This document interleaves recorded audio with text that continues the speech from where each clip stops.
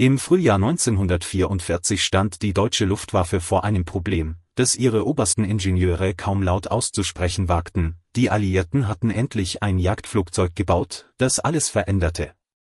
Die amerikanische P-51 Mustang, ausgestattet mit dem britisch-amerikanischen Merlin-Motor, flog weiter, schneller und höher als jede Maschine, die die Deutschen über Frankreich einsetzen konnten.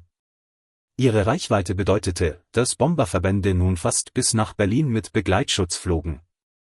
Ihre Wendigkeit ließ selbst erfahrene deutsche Piloten ratlos zurück. Innerhalb der RLM-Führung begann ein hektisches Rennen. Man suchte nach einer Lösung, die sofort eingesetzt werden konnte, keine langen Entwicklungsprogramme, kein radikales Neudesign, sondern etwas, das schnell in die Fertigung gehen konnte. Ein Flugzeug, das die Qualitäten der P-51 irgendwie nachahmte, ohne die Jahre an Versuch und Irrtum, die die Mustang zur Legende gemacht hatten. In einem Besprechungsraum in Thüringen, im Werk eines bedeutenden deutschen Herstellers, fiel ein Satz, der in den kommenden Monaten zur heimlichen Leitlinie werden sollte: Wenn die Amerikaner es bauen können, können wir es auch. Doch die Ingenieure wussten, dass die Realität komplizierter war. Die Mustang war kein Zufallsprodukt. Sie war das Ergebnis hunderter kleiner Entscheidungen: aerodynamische Feinheiten, laminarprofilierte Tragflächen, ein Kühlsystem, das Schub erzeugte, statt Widerstand, und vor allem der Merlin-Motor, dessen präzise gefertigte Laderstufen die Deutschen nicht einfach kopieren konnten. Trotzdem begann die Arbeit. Ein Team aus 14 Ingenieuren erhielt die Anweisung, eine deutsche Version der Mustang zu entwickeln, ein Projekt, das so sensibel war, dass es offiziell gar nicht existieren dürfte. Die Konstruktionszeichnungen wurden in verschlossenen Mappen transportiert. Die Prototypenteile dürften nur in bestimmten Werkhallen bearbeitet werden.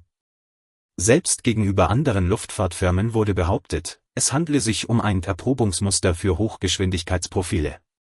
In Wahrheit war es ein verzweifelter Versuch, einen technologischen Rückstand aufzuholen, der bereits tödlich war. Die Ingenieure arbeiteten mit dem, was verfügbar war. Kein Merlin-Motor, also musste ein DB-Motor verwendet werden, der jedoch schwerer und anders ausgelegt war. Keine laminarprofilierte Tragfläche, also wurde eine modifizierte Flügelstruktur eines bestehenden Jägers angepasst. Das Kühlsystem wurde improvisiert, die Leitwerksfläche unter Zeitdruck vergrößert, und Teile des Rumpfes wurden ohne vollständige Tests genietet, weil das Material zur Neige ging. Der erste Prototyp war kein elegantes Meisterwerk, sondern eine Sammlung von Kompromissen. Trotzdem erschien er im Sommer 1944 fertiggestellt auf dem Werksflugfeld. Er sah der Mustang oberflächlich ähnlich, aber jeder Ingenieur wusste, dieses Flugzeug war ein Experiment, nicht eine Lösung. Der Testpilot, ein erfahrener Mann mit hunderten Stunden in Bf 109 und Fw 190, überprüfte vor dem Start jedes Detail. Er stand lange unter dem Leitwerk, betrachtete die Nietenreihen, die improvisierte Heckwasserkühlung, die ungewöhnlich schmale Seitenflosse. »Fliegt sie?« fragte er schließlich den leitenden Konstrukteur. Der antwortete nur, »Wir hoffen es.« Der Motor wurde angelassen. Ein vibrierendes Grollen. Kein Vergleich zu dem flüssigen Lauf eines Merlin-Motors, aber ausreichend für einen Start. Der Pilot rollte zur Piste. Die Techniker beobachteten jede Bewegung. Für einen kurzen Moment entstand der Eindruck, dass dieses waghalsige Projekt vielleicht doch funktionieren könnte. Der Prototyp hob ab. Das Fahrwerk wurde eingezogen, und das Flugzeug begann einen sanften Steigflug. Auf dem Boden lief die Stoppuhr mit. 3 Sekunden. 5. 8. Dann bemerkte der Pilot ein Vibrieren im Heck.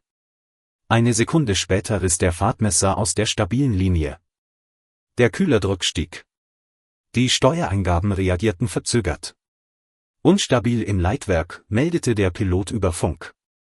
Ich reduziere Leistung. Doch es war zu spät. Bei Sekunde 12 begann der Rumpf hinter dem Cockpit zu flattern. Die Improvisationen im Heckbereich, dünnere Spanten, unzureichende Verstärkungen, fehlerhafte Nietlinien konnten die Belastungen nicht halten. Die Seitenflosse brach zuerst aus der Position. Dann, innerhalb eines Herzschlags, löste sich ein Teil der Hinterrumpfschale. Der Motor überdrehte. Eine Stichflamme schoss aus dem Kühlergehäuse. Das Flugzeug kippte abrupt nach rechts, verlor jeden Halt in der Luft und zerbrach, noch bevor der Pilot den Schleudersitz erreichen konnte. Die Trümmer gingen hinter dem Feld in Flammen auf. Die Stoppuhr blieb bei 12,4 Sekunden stehen. Auf dem Werksgelände herrschte Totenstille. Niemand sprach. Niemand bewegte sich. Der leitende Ingenieur stand wie versteinert, die Mappe mit den technischen Zeichnungen gegen die Brust gedrückt. Er wusste, noch bevor die Brandwolke sich vollständig erhoben hatte, das Projekt war gescheitert. Doch schlimmer noch, es hatte nie eine echte Chance gehabt. Als die Rauchfahne des abgestürzten Prototyps langsam über dem Feldstandort verwehte, begannen die Untersuchungen noch am selben Nachmittag. Ein Gremium aus 3 leitenden Ingenieuren, einem RLM-Vertreter und einem Testpilotenausbilder durchkämmte die verstreuten Metalltrümmer, notierte Maße, fotografierte Bruchstellen. Das Ziel war klar: herausfinden, ob der Absturz auf einen Fehler im Bau, einen strukturellen Mangel oder auf eine grundlegende Unmöglichkeit des gesamten Konzepts zurückzuführen war. Es dauerte nicht lange, bis sich ein Muster abzeichnete. Die Rumpfsektion hinter dem Cockpit, ein Bereich, der bei der P-51 aufwendige Verstärkungen und präzise berechnete Spantenstrukturen besaß, war bei der deutschen Kopie unter Zeitdruck vereinfacht worden. Man hatte dünnere Aluminiumbleche verwendet. Manche Nieten waren schlecht gesetzt, weil die Werkzeuge veraltet und Ersatzteile knapp waren. Andere Stellen zeigten Materialermüdung, obwohl der Prototyp kaum Belastungen erlebt hatte. Der leitende Konstrukteur betrachtete die Fotos schweigend. Jeder Befund traf ihn wie ein Schlag. Die Wahrheit war unbestreitbar: selbst wenn der Prototyp nicht sofort auseinandergebrochen wäre, wäre er niemals in Serie gegangen. Die Mustang war kein Flugzeug, das man kopieren konnte, indem man grob ihre Form nachbaute. Sie war ein hochoptimiertes Gesamtsystem. Ohne das richtige Material, ohne die richtige Fertigungsqualität, ohne die exakte Aerodynamik würde jede Kopie ein Sicherheitsrisiko bleiben. Doch das RLM wollte eine andere Antwort hören.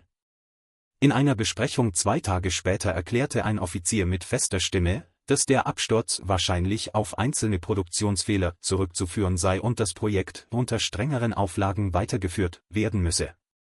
Der leitende Ingenieur wagte einen vorsichtigen Einwand. Der Offizier unterbrach ihn sofort. Die Amerikaner haben es gebaut, sagte er. Also können wir das auch. Die Stimmung im Raum war angespannt. Einige Ingenieure blickten auf ihre Hände. Andere auf die Wand. Jeder wusste, was niemand laut aussprach: Deutschland hatte nicht die industriellen Kapazitäten, nicht die Materialreinheit, nicht die Zeit und nicht die strategische Freiheit, um ein Flugzeug wie die Mustang im Jahr 1944 nachzubauen. Trotzdem wurde ein zweiter Prototyp in Auftrag gegeben. Diesmal sollten die Verstärkungen im Heckbereich verdoppelt werden. Das Kühlsystem sollte überarbeitet, die Tragfläche neu berechnet und der Motorlauf stabilisiert werden. Doch jede Verbesserung riss an einer anderen Stelle ein neues Problem auf. Das zusätzliche Gewicht im Leitwerk verlangte nach Änderungen im Schwerpunkt. Diese erforderten Anpassungen an den Tragflächenwinkeln. Die wiederum sorgten für neue aerodynamische Instabilitäten.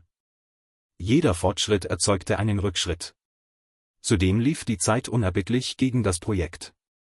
Alliierten Bomber zerstörten Zulieferwerke. Aluminium wurde rationiert. Ingenieure wurden eingezogen oder versetzt. Manche Zeichnungen gingen bei Transporten verloren. Werkzeuge verschwanden unter Trümmern. Kein Tag verging ohne neue Verzögerungen. Im Spätherbst 1944 stand der zweite Prototyp bereit. Diesmal war die Stimmung nicht hoffnungsvoll, sondern fatalistisch. Man wusste, dass die unveränderten Parameter, der zu schwere Motor, die unausgereifte Aerodynamik, die improvisierte Struktur weiterhin in der Konstruktion steckten. Doch man hoffte, dass das Flugzeug zumindest fliegen würde, um dem RLM zu beweisen, dass das Projekt technisch nicht völlig aussichtslos war. Der Testpilot, ein anderer als der beim ersten Prototyp, erhielt eine ausführliche Einweisung. Er wusste vom Unfall. Er wusste, worauf er achten musste. Noch auf dem Weg zum Flugfeld fragte er den leitenden Ingenieur: Wenn Sie entscheiden könnten, würden Sie es fliegen lassen? Der Ingenieur schwieg lange. Schließlich antwortete er: Ich weiß nicht. Es war die ehrlichste Antwort, die er geben konnte. Der Start verlief zunächst unspektakulär. Der Prototyp hob ab, stieg langsamer als erwartet, aber stabiler als der erste. Die Ingenieure am Boden hielten den Atem an. Der Pilot meldete über Funk: Steigflug durchführbar, leichte Vibrationen. Temperatur steigt. Bei 300 Metern Höhe versuchte der Pilot eine sanfte Linkskurve. Das Flugzeug reagierte träge. Er korrigierte. Das Leitwerk vibrierte leicht. Nichts Dramatisches, aber deutlich spürbar. Instabil im Höhenruder, meldete er. Dann stieg die Motortemperatur weiter. Die Kühleanzeige bewegte sich gefährlich. Der Pilot reduzierte Leistung. Die Drehzahl sank. Doch dann, ganz plötzlich, gab der Motor einen scharfen, metallischen Knall von sich. Eine dunkle Rauchwolke trat unter dem Rumpf hervor. Motorstörung, rief der Pilot in den Funk. Ich drehe zurück. Doch als er die Maschine leicht nach rechts neigen wollte, reagierte der Prototyp nicht. Die Überhitzung hatte offenbar das Kühlsystem beschädigt. Der Motor begann unregelmäßig zu laufen. Die Vibrationen breiteten sich bis ins Leitwerk aus. Noch bevor der Pilot einen zweiten Funkspruch absetzen konnte, verlor die Maschine abrupt an Höhe. Der Prototyp kippte nach vorn, ging in einen unkontrollierten Sinkflug über und schlug nur wenige 100 Meter neben der Landebahn auf. Die Trümmer brannten lichterloh. Diesmal gab es keine Stoppuhr. Niemand hielt die Zeit fest. Niemand glaubte mehr an eine Lösung. Das Projekt wurde am nächsten Morgen still beendet. Kein offizielles Schreiben, kein ausführlicher Bericht. Die Werkshallen erhielten die Anweisung, die Pläne zu archivieren. Die Ingenieure wurden auf andere Aufgaben verteilt. Manche arbeiteten fortan an Notbauprojekten. Andere wurden in die Produktion von Ersatzteilen versetzt. Der leitende Konstrukteur legte die Mappe mit Zeichnungen in einen Stahlschrank, schloss ihn ab und sah sie nie wieder. Erst Jahre nach dem Krieg, als die Archive geöffnet wurden und Historiker begannen, die Dokumente zu sichten, erfuhr die Öffentlichkeit von diesem gescheiterten Versuch, die P-51 zu kopieren. In den Akten fand sich ein handschriftlicher Vermerk eines anonymen Ingenieurs, wahrscheinlich vom Untersuchungsteam des ersten Absturzes. Darin stand ein Satz, der das gesamte Projekt treffender beschrieb als alle offiziellen Berichte. Man kann ein Meisterwerk nicht kopieren, indem man nur die Form sieht. Man muss auch die Seele verstehen. Für die deutsche Luftfahrtindustrie des Jahres 1944 war diese Seele unerreichbar. Die Mustang war ein Produkt aus Zeit, Ressourcen, offenen Debatten, präziser Fertigung, strategischer Planung und industrieller Freiheit, alles Dinge, die im Deutschen Reich zu diesem Zeitpunkt fehlten. So blieb der Versuch, die P-51 zu kopieren, eine Fußnote der Technikgeschichte. Ein Projekt, das nie eine echte Chance hatte. Ein Symbol für die Verzweiflung einer Luftwaffe, die nicht mehr um Sieg kämpfte, sondern nur noch darum, den Zusammenbruch hinauszuzögern. Doch auch ein Symbol für etwas anderes, für die Grenzen des Kopierens. Für die Tatsache, dass Technologie mehr ist als Metall und Schrauben. Sie ist Erfahrung, Struktur, Stabilität und vor allem Zeit. Zeit, die Deutschland 1944 längst verloren hatte.